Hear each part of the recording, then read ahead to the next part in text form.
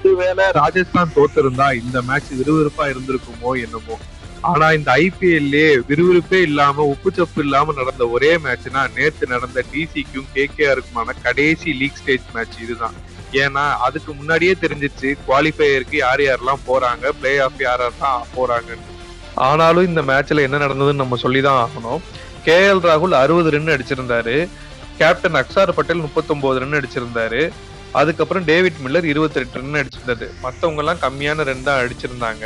Delhi 203 run அடிச்சு இந்த இதுல ஃபர்ஸ்ட் பேட்டிங்க முடிச்சிருந்தாங்க. செகண்ட் இன்னிங்ஸ் ஆட வந்த கேகேஆருக்கு இதுதான் கடைசி மேட்ச். இந்த ஐபிஎல்லையும் இதுதான் கடைசி லீக் ஸ்டேஜ் மேட்ச்னால இதுல ஜெயிச்சிருந்தா அட்லீஸ்ட் அவங்க ரசிகர்களை ஆறுதலாவது படுத்திருக்க முடியும்னு நினைச்சிருப்பாங்க.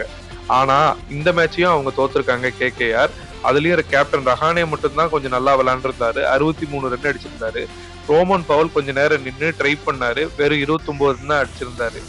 கேகேஆர் ஆல் விக்கெட்டை விட்டு இந்த மேட்சை தோத்துட்டாங்க. நாளையில இருந்து பிளே ஆஃப்ஸ் ஆரம்பிக்குது. நாளைக்கு குவாலிஃபயர் 1 நடக்க போகுது. அந்த குவாலிஃபயர் 1ல ஜிடியும் ஆர்சிபியும் விளையாடுறாங்க. பார்ப்போம் பிளே ஆஃப்ஸ் எப்படி விறுவிறுப்பா போக போகுதுன்னு.